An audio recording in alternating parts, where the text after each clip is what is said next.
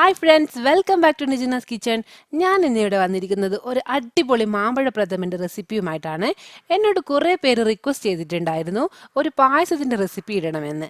അപ്പോൾ ഇപ്പോൾ മഴക്കാലമൊക്കെ അല്ലേ, എല്ലാവർക്കും പായസമൊക്കെ കുടിക്കാൻ കൊതി തോന്നുന്ന സമയമാണ്. അതുകൊണ്ട് തന്നെ ഞാനൊരു മാമ്പഴ പ്രഥമനുമായിട്ടാണ് വന്നിരിക്കുന്നത്. ഇത് പെട്ടെന്ന് തന്നെ നമുക്ക് തയ്യാറാക്കി എടുക്കാൻ പറ്റും. എല്ലാവരും ഈ വീഡിയോ മുഴുവനായും കാണുകയും ഇതൊന്ന് ട്രൈ ചെയ്ത് നോക്കുകയും ചെയ്യണേ. അപ്പം നമുക്ക് പെട്ടെന്ന് തന്നെ വീഡിയോയിലേക്ക് കടക്കാം. നമ്മുടെ ഇൻഗ്രീഡിയൻസ് ഏതൊക്കെയാണെന്ന് നോക്കാം. നമ്മുടെ ആദ്യത്തെ ഇൻഗ്രീഡിയൻറ്റ് മാങ്ങയാണ്. ഞാനിവിടെ 3 മാങ്ങ എടുത്തിട്ടുണ്ട്. ഞാൻ അൽഫോൺസ മാങ്ങയാണ് എടുത്തിട്ടുള്ളത്. നിങ്ങൾ നല്ല മധുരമുള്ള മാങ്ങ തന്നെ നോക്കിയെടുക്കണം. ഇനി ഒരു 1/2 കിലോ ശർക്കര കുറച്ച് വെള്ളം ഒഴിച്ച് ഉരുക്കി എടുത്തിട്ടുണ്ട്. പിന്നെ നമുക്കൊരു തേങ്ങയുടെ 3-ാം പാല് വേണം, 2-ാം പാലും വേണം, 1-ാം പാലും വേണം. ഞാനിവിടെ 2 തേങ്ങയുടെ പാലാണ് എടുത്തിട്ടുള്ളത്. ഇനി നമുക്കിതൊരു അടുപ്പ് കത്തിച്ച് ഒരു പാത്രം വെച്ച് കൊടുക്കാം. പാത്രം ചൂടായി വരുമ്പോൾ നമുക്ക് അതിലേക്ക് നമ്മൾ ഉരുക്കി വെച്ചിരിക്കുന്ന ശർക്കരപ്പാനി ഒഴിച്ചു കൊടുക്കാം. ഇതൊന്ന് ചെറുതായി ഒന്ന് ചൂടായി വരുമ്പോഴേക്ക് നമുക്ക് ഇതിലേക്ക് നമ്മൾ കട്ട് ചെയ്ത് വെച്ചിരിക്കുന്ന മാങ്ങ കൂടി ചേർത്ത് കൊടുത്ത് ഒന്ന് വേവിച്ചെടുക്കാം. നല്ല പഴുത്ത മാങ്ങയാകുമ്പോൾ പെട്ടെന്ന് തന്നെ നമുക്ക് വെന്ത് ഉടഞ്ഞു കിട്ടും. ഇതിവിടെ ഇപ്പോൾ ഏകദേശം വെന്ത് ഒന്ന് കുറുകി വരാൻ തുടങ്ങിയിട്ടുണ്ട്. നമുക്കിനി ഇതിലേക്ക് തേങ്ങയുടെ 3-ാം പാൽ ഒഴിച്ചു കൊടുക്കാം.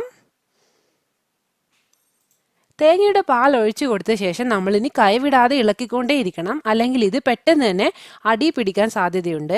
അതുകൊണ്ട് നല്ലതുപോലെ ഇടയ്ക്കിടയ്ക്ക് നമുക്ക് ഇളക്കി കൊടുക്കണം. ഒരു 5-10 മിനിറ്റോളം ഇതിങ്ങനെ കിടന്ന് വെന്ത് കുറുകി വരണം. ഇവിടെ ഇപ്പോൾ ഏകദേശം ഇത് കുറുകി വന്നിട്ടുണ്ട്. ഇനി നമുക്കിതിലേക്ക് തേങ്ങയുടെ 2-ാം പാൽ ചേർത്ത് കൊടുക്കാം.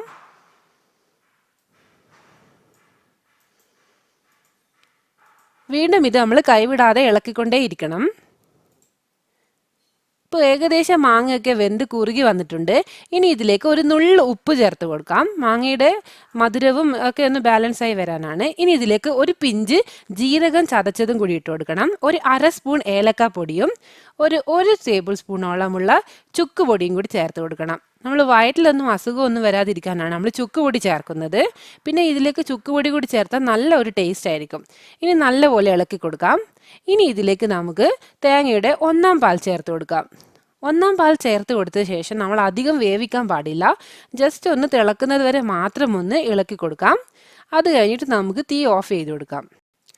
നിങ്ങൾക്ക് ഈ പായസത്തിന് എത്രയാണോ കട്ടി വേണ്ടത് അതിന് ഒരു തൊട്ട് മുമ്പ് വെച്ച് നിങ്ങൾ ഗ്യാസ് ഓഫ് ചെയ്ത് കൊടുക്കണം.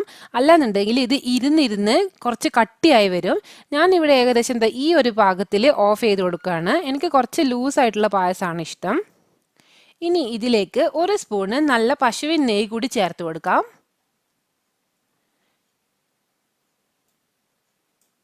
ഞാനിവിടെ ഒരു വലിയ ടേബിൾ സ്പൂൺ നെയ്യാണ് ചേർത്ത് കൊടുത്തിട്ടുള്ളത്. ഇനി ഒന്ന് ഫ്ലെയിം ഓഫ് ചെയ്ത് കൊടുക്കാം. ഇനി നമുക്ക് ഈ പായസത്തിലേക്ക് കുറച്ച് കാഷ്യൂനട്ടും തേങ്ങാക്കൊത്തും ഒന്ന് വറുത്തിടണം.